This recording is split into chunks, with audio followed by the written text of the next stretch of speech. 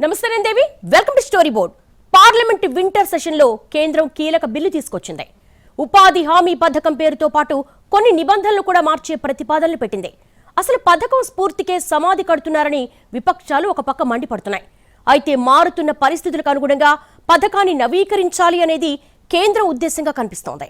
రాజకీయ రచ్చను పక్కన పెడితే ఉపాధి హామీ పథకంలో మార్పుల రూపంలో గ్రామీణ భారత పార్లమెంట్ వింటర్ సెషన్లో కేంద్రం కీలక బిల్లు తీసుకొచ్చింది. ఉపాధి హామీ పథకం పేరుతో పాటు కొన్ని నిబంధనలు కూడా మార్చే ప్రతిపాదనలు పెట్టింది. అసలు పథకం స్ఫూర్తికే సమాధి కడుతున్నారని విపక్షాలు మండిపడుతున్నాయి. అయితే మారుతున్న పరిస్థితులకు అనుగుణంగా పథకాన్ని నవీకరించాలనేది కేంద్ర ఉద్దేశంగా కనిపిస్తోంది. దేశ గ్రామీణ ఉపాధి వ్యవస్థలో భారీ మార్పులకు కేంద్ర ప్రభుత్వం శ్రీకారం చుట్టింది. 2 దశాబ్దాలుగా అమల్లో ఉన్న మహాత్మా గాంధీ జాతీయ గ్రామీణ ఉపాధి హామీ చట్టం స్థానంలో సరికొత్త చట్టాన్ని తీసుకురానుంది. Viksit Bharat guarantee for Rozgar and Ajeevika mission Gramin bill 2025ను కేంద్రం లోక్సభలో ప్రవేశపెట్టింది.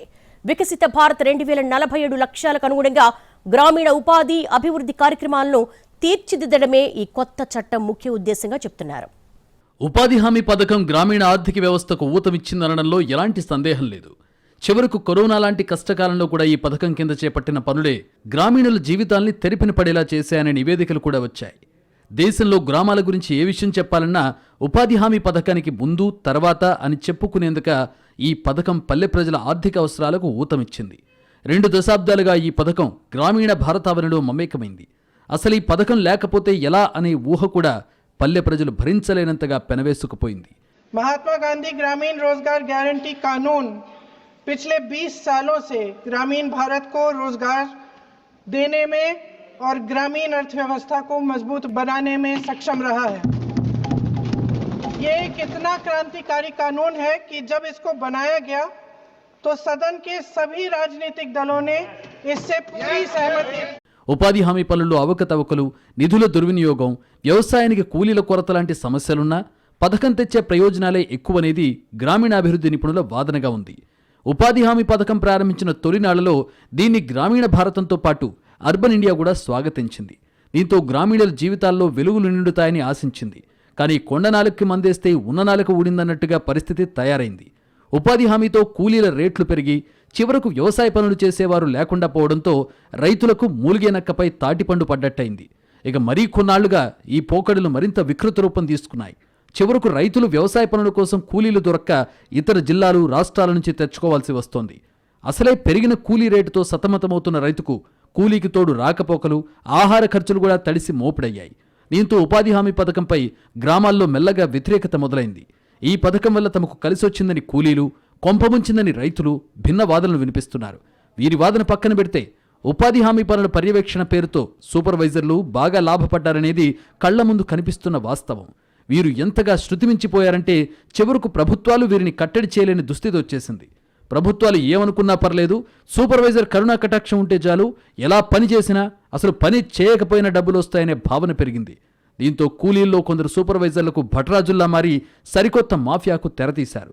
చాలా గ్రామాల్లో ఉపాధి పనులు కావాలంటే ఈ మాఫియా సహకారం ఉండాలనే తంతు నడుస్తోంది. పథకం అమలుపై ప్రభుత్వాలకు ఫిర్యాదులు పెరగడం, క్షేత్రస్థాయి వాస్తవాలు స్వయంగా అనుభవంలోకి రావడంతో ఈ పథకాన్ని సంస్కరించాల్సిందేనని అన్ని వర్గాల నుంచి కొంత డిమాండ్ ఉన్నమాట వాస్తవం. మరి కేంద్రం తీసుకొచ్చిన బిల్లులో చేసిన మార్పులేంటి? అవి సమస్యలకు పరిష్కారం చూపిస్తాయా లేదా అనేది తేలాల్సి ఉంది. కేంద్రం పాత చట్టాన్ని రద్దు చేసి మరింత ఆధునిక, పారదర్శక విధానాలతో కూడిన కొత్త చట్టాన్ని తీసుకురావాల్సిన అవసరం ఏర్పడిందని పార్లమెంట్లో వివరించింది. ప్రస్తుత ఉపాధి హామీ పథకం కింద ప్రతి గ్రామీణ కుటుంబానికి ఏడాదికి 100 రోజుల పని దినాలు కల్పిస్తుండగా కొత్త బిల్లులో దీనిని 125 రోజులకు పెంచారు. నైపుణ్యం అవసరం లేని పనులు చేయడానికి ముందుకొచ్చే వారికి ఈ గ్యారంటీ వర్తిస్తుంది. ప్రస్తుతం అమల్లో ఉన్న ఉపాధి హామీ చట్టం ప్రకారం నైపుణ్యం లేని కార్మికుల వేతనాల ఖర్చును పూర్తిగా కేంద్ర ప్రభుత్వమే భరిస్తోంది. పనులకు అవసరమైన సామాగ్రి ఖర్చులో 75% నైపుణ్యం కలిగిన, పాక్షిక నైపుణ్యం ఉన్న కార్మికుల వేతనాల్లో 75% వాటాను కూడా కేంద్రమే అందిస్తోంది. అయితే ప్రతిపాదిత కొత్త బిల్లు ఈ నిధుల పంపిణీ విధానంలో కీలక మార్పులు తీసుకురానుంది. దీని ప్రకారం రాష్ట్రాల్లో కూలీల వేతనాల చెల్లింపులో కేంద్ర రాష్ట్ర ప్రభుత్వాల వాటా 60:40 నిష్పత్తిలో ఉంటుంది. ప్రత్యేక కేటగిరీ ప్రాంతాలకు ఇది 90:10గా ఉంటుంది. నిరుద్యోగ భృతిని మాత్రం రాష్ట్రాలే చెల్లించాల్సి ఉంటుంది. వ్యవసాయ పనులు ఎక్కువగా ఉండే కాలంలో కూలీల కొరతను నివారించేందుకు రాష్ట్రాలకు కొత్త అధికారాన్ని కల్పించారు. దీని ప్రకారం ఒక ఆర్థిక సంవత్సరంలో గరిష్టంగా 60 రోజుల పాటు పనులను నిలిపివేయవచ్చు. ఈ 60 రోజులు నిరంతరాయంగా ఉండాల్సిన అవసరం లేదు. మిగిలిన రోజుల్లో కార్మికులకు పూర్తి 125 రోజుల పని కల్పించాల్సి ఉంటుంది. కూలీలకు ప్రతివారం వేతనాలు చెల్లించాలని, గరిష్టంగా 15 రోజులకు మించి ఆలస్యం చేయరాదని బిల్లులో స్పష్టంగా పేర్కొన్నారు. నీటి భద్రత, గ్రామీణ మౌలిక సదుపాయాలు, జీవనోపాధికి సంబంధించిన నిర్మాణాలు, వాతావరణ మార్పులు తట్టుకునే పనులు అనే 4 ప్రధాన రంగాలపై దృష్టి సారించి పనులను కేటాయిస్తారు. ఈ కొత్త వ్యవస్థలో పారదర్శకత, జవాబుదారీతనం పెంచేందుకు ఆధునిక సాంకేతికతను వినియోగించనున్నారు. ఆర్టిఫిషియల్ ఇంటెలిజెన్స్ ఆధారిత మోసాల గుర్తింపు, జీపీఎస్, మొబైల్ ఆధారిత పర్యవేక్షణ, రియల్ టైమ్ డాష్బోర్డులు, మెరుగైన సోషల్ ఆడిట్లు వంటివి అమలు చేయనున్నారు. కేంద్ర రాష్ట్ర స్థాయిలో పర్యవేక్షణ కమిటీలు కూడా ఏర్పాటు కానున్నాయి. కొత్త చట్టం ద్వారా గ్రామీణ ప్రాంతాల్లో ఉత్పాదక ఆస్తుల కల్పన, నీటి భద్రత, మౌలిక వస్తువుల కల్పన పెరుగుతుంది. తద్వారా గ్రామీణుల ఆదాయాలు పెరిగి ఆర్థిక స్థితి మెరుగుపడుతుంది. వలసలు తగ్గుముఖం పడతాయనేది కేంద్రం చెప్పే మాట. విత్తనాలు వేసే, పంట కోతల సమయంలో 40 రోజుల పాటు పనులకు విరామం ఇవ్వడం వల్ల వ్యవసాయ పనులకు కూలీల కొరత ఉండదనేది కేంద్రం వాదన. నీటిపారుదల పనులకు అధిక ప్రాధాన్యత ఇవ్వడం వల్ల భూగర్భ జలాలు పెరిగి ఎక్కువ కాలం పంటలు పండించే అవకాశం కలుగుతుందని చెబుతోంది. పని దినాలు 125కు పెరగడంతో కూలీల వార్షిక ఆదాయం పెరిగే అవకాశం ఉందనేది కేంద్రం భావన. ప్రతి వారం వేతనాలు చెల్లించడం, గరిష్టంగా 15 రోజుల్లోపు చెల్లింపులు పూర్తి చేయాలనే నిబంధన వారికి ఆర్థిక భరోసా ఇస్తుంది. పని దొరకని పక్షంలో నిరుద్యోగ భృతి పొందే హక్కు యథాతథంగా కొనసాగుతుంది. ఇవన్నీ ప్రస్తుతం అమల్లో ఉన్న పథకాన్ని మరింతగా బలోపేతం చేసే చర్యలేనని కేంద్రం గట్టిగా చెబుతోంది. మొత్తం మీద గ్రామీణ ఆర్థిక వ్యవస్థను బలోపేతం చేయడం, ఉత్పాదక ఆస్తులను సృష్టించడం, వలసలను తగ్గించడం వంటి లక్ష్యాలతో బిల్లు రూపుదిద్దుకుంది. రైతులు, కూలీలు, గ్రామీణ ఆర్థిక వ్యవస్థకు సమగ్ర ప్రయోజనాలు చేకూర్చేలా కొత్త చట్టం వస్తుందని కేంద్రం చెబుతోంది. పనిలో పనిగా పథకం పేరు కూడా మారుతోంది. ప్రస్తుతం అమల్లో ఉన్న మహాత్మాగాంధీ జాతీయ గ్రామీణ ఉపాధి హామీ చట్టం ఇక కనుమరుగు కానుంది. దాని స్థానంలో Viksit Bharat guarantee for Rozgar and Ajeevika mission Gramin పేరిట కొత్త చట్టాన్ని కేంద్రం తేనుంది. కొత్త చట్టం అమల్లోకి వచ్చిన 6 నెలలలోపు అందులోని నిబంధనలకు అనుగుణంగా రాష్ట్రాలు కూడా కొత్త పథకాన్ని అందుబాటులోకి తేవాల్సి ఉంటుంది. గ్రామాల్లో మారుతున్న సామాజిక ఆర్థిక పరిస్థితుల తరుణంలో ఉపాధి హామీ పథకాన్ని మరింత బలోపేతం చేయాల్సిన సమయం వచ్చిందని కేంద్ర గ్రామీణాభివృద్ధి శాఖ మంత్రి శివరాజ్ సింగ్ చౌహాన్ అన్నారు. 125 दिन की गारंटी है, गारंटी ये कहीं पर कमजोर नहीं हुई. उस गारंटी को हम पूरा करेंगे, गांव का संपूर्ण विकास भी करेंगे और कृषि और मजदूरी दोनों में संतुलन स्थापित करने का काम करेंगे. इसलिए माननीय अध्यक्ष महोदय, ये पूरा बिल महात्मा गांधी जी की भावनाओं के अनुरूप है, राम राज की स्थापना के लिए है. बहुत बहुत धन्यवाद. ప్రస్తుత ఉపాధి హామీ చట్టం 2005లో వచ్చింది. అయితే నేటి గ్రామీణ పరిస్థితులు చాలా భిన్నంగా ఉన్నాయి. కొన్ని సర్వేల ప్రకారం పేదరికం 25.7% నుంచి 4.86% తగ్గింది. మెరుగైన connectivity, digital access, social protection open and model అవసరాన్ని తగ్గించాయి. మారిన పరిస్థితులకు తగ్గట్టుగా ఉపాధి హామీ పథకంలో కూడా మార్పులు తీసుకొస్తున్నామని, ఇదో సహజ పరిణామ క్రమమేనని కేంద్రం వాదిస్తోంది. పైకి ఉపాధి హామీ పథకంలో మార్పులను చెప్తున్నా కేంద్రానికి దురుద్దేశం ఉందని విపక్షాలు మండిపడుతున్నాయి. మొత్తంగా ఉపాధి హామీ పథకం రద్దు దిశగా కేంద్రం యోచిస్తోందన్న విమర్శలు వస్తున్నాయి. మార్పులు చేయడానికి జాతిపిత పేరు తీయాల్సిన అవసరం ఏమొచ్చిందని కాంగ్రెస్ తీవ్ర అభ్యంతరం చెప్పింది. ఉపాధి హామీ పథకం విషయంలో కేంద్రం మాటలు నోటితో నవ్వుతూ నొసటితో వెక్కిరిస్తున్నట్టుగా ఉన్నాయని విపక్షాలు ఆరోపించాయి. మొత్తంగా చూస్తే పథకాన్ని తీసేసి కొత్త పథకాన్ని తెచ్చారని అనుకోవాలని అవి అంటున్నాయి. పథకంలో మహాత్మాగాంధీ పేరు మాత్రమే కాదు, మొత్తం పథకం మౌలిక స్వరూపమే మారిపోయిందని గుర్తు చేస్తున్నాయి. పేరుకు ఎక్కువ రోజులు పని కల్పిస్తామని చెబుతున్నారు కానీ అత్యధికంగా భారం రాష్ట్రాలపై పడేలా చేస్తున్నారు. రాష్ట్రాల ఆర్థిక వనరులు అంతంత మాత్రమే కావడంతో ఇంత భారాన్ని మోయడం ఎందుకని పథకాన్ని నిర్వీర్యం చేసే అవకాశం ఉందని విపక్షాలు అనుమానిస్తున్నాయి. ఉపాధి హామీ పథకంలో మార్పులకు కేంద్రం విచిత్రమైన కారణాలు చెబుతోందని విపక్షాలు మండిపడ్డాయి. దేశంలో పేదరికం తగ్గిపోయిందనడం హాస్యాస్పదం అంటున్నాయి. పాత చట్టం గ్రామీణ జీవనోపాధి భద్రతపై దృష్టి సారించింది. కానీ కొత్త చట్టంలో ఉపాధికి భద్రత కంటే చేపట్టే పనులకే ప్రాధాన్యత ఇచ్చిన విషయం స్పష్టంగా తెలుస్తోందని విపక్షాలు వేలెత్తి చూపాయి. మొత్తంగా పథకాన్ని సెంట్రల్లీ స్పాన్సర్డ్ స్కీమ్గా మార్చేశారని విమర్శిస్తున్నాయి.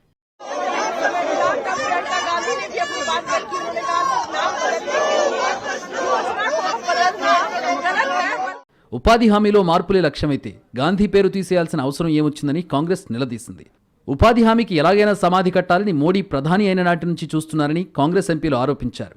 గాంధీ పేరు తొలగించి బీజేపీ ఏం సాధిస్తుందని ప్రియాంక గాంధీ ప్రశ్నించారు. ये योजना महात्मा गांधी जी के नाम पर है. महात्मा गांधी जी हमारे राष्ट्रपिता हैं, उनका अपमान नहीं होना चाहिए. और तीसरी और सबसे जरूरी बात, नाम बदलने से ज्यादा जरूरी ये बात है कि जो अधिकार इसी सदन में सबकी सहमति से जब वो कानून बना तो यहाँ एक भी राजनीतिक दल नहीं था जिसने सहमति नहीं दी। तो सबकी सहमति से ये कानून बना कि रोजगार का 100 दिन का अधिकार जो सबसे गरीब जन है इस देश का उसको मिलना चाहिए। अब इन्होंने बहुत चालाकी की है क्योंकि ऊपर से ऐसे दिखता है कि सिर्फ नाम बदलने और 100 से 125 दिन को बढ़ा रहे हैं, लेकिन इसको अगर ठीक तरह से पढ़ा जाए तो इसमें 2-3 ऐसे विषय हैं जिनसे ये एकदम ये योजना कमजोर क्या ये खत्म हो सकती। ఉపాధి హామీ పథకం పేరు మార్చితే దానికి సంబంధించిన అన్ని కార్యాలయాలు వస్తువులపై ఇప్పటికే ముద్రించిన పేరు మార్చాల్సి వస్తుందని ప్రియాంక గాంధీ అన్నారు. ఇది ఖరీదైన ప్రక్రియ అని, చాలా డబ్బు ఖర్చు చేయాల్సి వస్తుందని అన్నారు. ఇది గాంధీకి అవమానమని టీఎంసీ కూడా మండిపడింది. పేరు మార్పు ద్వారా మొత్తంగా ఉపాధి హామీ పథకాన్ని నిర్వీర్యం చేస్తున్నారని మిగతా విపక్షాలు కూడా ఆరోపించాయి.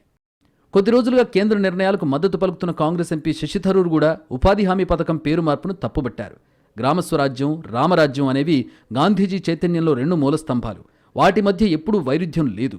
గ్రామీణ పేదల కోసం ఉద్దేశించిన పథకానికి మహాత్ముడి పేరును తొలగించడం ద్వారా ఆయన వారసత్వాన్ని అగౌరవపరచొద్దని, ఆయన చివరి మాట రామ్ లేని వివాదాన్ని సృష్టించి ఆయన స్ఫూర్తిని దెబ్బతీయొద్దని థరూర్ పేర్కొన్నారు. Decision to remove the name of the father of the nation for the reasons already given, which I will not repeat, but this is not just an administrative tweak, sir. It's an assault on the very spirit and philosophical foundation of this crucial program. Mahatma Gandhi's vision of Ram Rajya was never a purely political program. It was a socio-economic blueprint rooted in the empowerment of villages, and his unwavering faith in Gram Swaraj was part of his vision of Ram Rajya. So the original act, by bearing his name, acknowledged this profound connection that true employment guarantee and upliftment must flow from the grassroots, embodying his principle of the last man first. To remove the name Mahatma Gandhi is to strip the bill of its moral compass and its historical legitimacy, and then to have 2 languages in the title, just to make the acronym J. Ramji, is not just a violation of Article 348 as pointed out in the previous discussion. అయితే విపక్షాల అభ్యంతరాలను కేంద్రం కొట్టిపారేసింది. ప్రతిపక్షాల ఊహాగానాలు, అపోహలతో ప్రజల్ని తప్పుదో పట్టిస్తున్నాయని అభిప్రాయపడింది.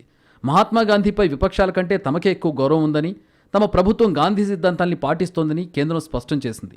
సమయానుకూలంగా చట్టాలు మార్చే ప్రక్రియలో భాగమే ఉపాధి హామీ పథకంలో మార్పులని, దీన్ని గోరంతలు కొండంతలు చేయాల్సిన పని లేదని గట్టిగా బదులిచ్చింది. ఏతావాత పార్లమెంటు వింటర్ సెషన్లో మొన్నటిదాకా సరు గురించి రచ్చ జరిగింది. అది సద్దుమణిగే సమయంలో ఉపాధి హామీ రగడ మొదలైంది. ఇప్పుడు ఈ గొడవ సెషన్ మొత్తాన్ని తుడిచిపెడుతుందా, కేంద్రం ఈ ఇష్యూని ఎలా డీల్ చేస్తుందనేది రాబోయే రోజుల్లో తేలాల్సి ఉంది. ప్రస్తుతం అమల్లో ఉన్న ఉపాధి హామీ పథకంలో మార్పుల్ని కేంద్రం అవసరమని చెబుతుంటే విపక్షాలు దురుద్దేశపూరితమని చెబుతున్నాయి. రాజకీయ రచ్చని పక్కన పెట్టి పార్టీలన్నీ ఉపాధి హామీ పథకం మీదే ఆధారపడ్డ కూలీల జీవితాలు ఏమవుతాయనేది ఆలోచించాలని నిపుణులు హితవు చెబుతున్నారు. మంచో చెడు 2 దశాబ్దాలుగా గ్రామీణ భారతంతో పెనవేసుకున్న ఉపాధి హామీని ఆషామాషిగా తీసుకోవద్దని హెచ్చరిస్తున్నారు. ఏ చిన్న గందరగోళం ఉన్నా పల్లెల్లో గగ్గోలు రేగే అవకాశం ఉందని, వీలైనంత త్వరగా వివాదానికి ఫుల్ స్టాప్ పెట్టాలని కోరుతున్నారు. ఏ బిల్లు తీసుకొచ్చినా అధికార విపక్షాలు భిన్నాభిప్రాయాలతో ఉండడం సహజం. కానీ ఉపాధి హామీ బిల్లు పరిస్థితి వేరు. దీన్ని కేవలం ఓ బిల్లుగా చూడలేం. ఎందుకంటే గ్రామీణ భారతానికి ఆయువు పట్టు అనే స్థాయిలో ఈ పథకం దేశంలో విస్తరించింది. ప్రభుత్వం తీసుకొచ్చే చాలా బిల్లులు, చట్టాల గురించి మెజార్టీ ప్రజలు పట్టించుకోరు. కానీ ఉపాధి హామీ గురించి తెలియని దేశ పౌరుడు లేడంటే అతిశయోక్తి కాదు. మరి అంతటి ప్రభావం చూపే పథకాన్ని సంస్కరించాల్సిన అవసరం ఉన్నమాట నిజమే. అయినా ఆ ప్రక్రియలో అసలు స్ఫూర్తి దెబ్బతినకుండా చూడాల్సిన బాధ్యత కూడా ప్రభుత్వాలకు ఉంది అనడంలో సందేహం లేదు. 7.5 దశాబ్దాల స్వతంత్ర భారత్ చాలా పురోగతి సాధించింది. ఆర్థిక సంస్కరణల ఫలాలు అందుకుని శరవేగంగా ప్రపంచంలో పెద్ద ఆర్థిక వ్యవస్థల్లో ఒకటిగా ఎదిగింది. వికసిత భారత్ లక్ష్యాన్ని పెట్టుకుని వడివడిగా ముందడుగు వేస్తోంది. దేశంలో వైపు ఐటీ కంపెనీల తళుకులు, మహానగరంలో బెళుకులు కనిపిస్తున్నా మరోవైపు గ్రామీణ భారతం ఇంకా వ్యవసాయమే జీవనాధారంగా బతుకుతోంది. ఇంకా సూటిగా చెప్పాలంటే సంస్కరణల ఫలాలు కేవలం పట్టణ భారతానికి అక్కరకొచ్చాయి. కేవలం సేవారంగమే తారాజువ్వలా దూసుకెళ్తోంది. కొంతమేర పారిశ్రామిక రంగం కూడా పర్వాలేదనిపించే స్థాయిలో ఉంది. కానీ ఆర్థిక సరళీకరణాల తర్వాత కూడా వ్యవసాయ రంగంలో పెద్దగా మార్పులు రాలేదు. ఆదాయాలు పెరగలేదు. దశాబ్దాలుగా ప్రభుత్వాలు కూడా వ్యవసాయ సంస్కరణలపై దృష్టి పెట్టలేదు. ఎవరికి వారు అప్పటికే పెరిగిన సేవారంగాన్ని మరింత పెంచుకుంటూ పోయారు. దీంతో చివరకు ఉపాధి అంటే సేవారంగంలోనే చూసుకోవాలనే దుస్థితి వచ్చేసింది. దీని కారణంగా ఆదాయ అసమానతలు విపరీతంగా పెరిగిపోయాయి. పట్టణ భారతానికి, గ్రామీణ భారతానికి మధ్య అంతరాలు వచ్చేశాయి. భారత్ అభివృద్ధి చెందిన దేశం కావాలంటే మొదట ఈ తేడాలు పోవాలని ఆర్థికవేత్తలు చెబుతున్నారు. దీంతో కాస్త ఆలస్యమైన వ్యవసాయ సంస్కరణలు అమలు చేయక తప్పదని ప్రభుత్వాలు కూడా ఆలోచిస్తున్నాయి. ఈ దిశగా ఇప్పటికే ఈనాం లాంటి కొన్ని చర్యలు తీసుకున్నా అవి పెద్దగా ఫలితం చూపించలేకపోయాయి. అందుకని ఏకంగా గ్రామీణ భారతానికి ఆయువు పట్టుగా ఉన్న ఉపాధి హామీ నుంచే సంస్కరణలు మొదలుపెట్టే ఆలోచన చేస్తున్నారా అనే అనుమానాలు లేకపోలేదు. మోడీ ప్రభుత్వం ఇప్పటికే సాగు చట్టాలు దూకుడుగా ముందుకు తేబోయి రైతు ఉద్యమంతో విధిలేక వెనక్కి తగ్గింది. ఇప్పుడు కొన్నాళ్లు గ్యాప్ తీసుకుని మొత్తం గ్రామీణ ఆర్థిక వ్యవస్థలో మార్పే లక్ష్యంగా ఉపాధి హామీలో మార్పులు తెస్తున్నారనే వాదన గట్టిగా వినిపిస్తోంది. దీన్ని ఓ వర్గం ఆర్థికవేత్తలతో పాటు వ్యవసాయ రంగ నిపుణులు బలంగా ముందుకు తెస్తున్నారు. అయితే కేంద్రం మాత్రం ఆ ఆలోచన లేదని, కేవలం పథకంలో సంస్కరణనే ఉద్దేశమని వివరణ ఇస్తోంది.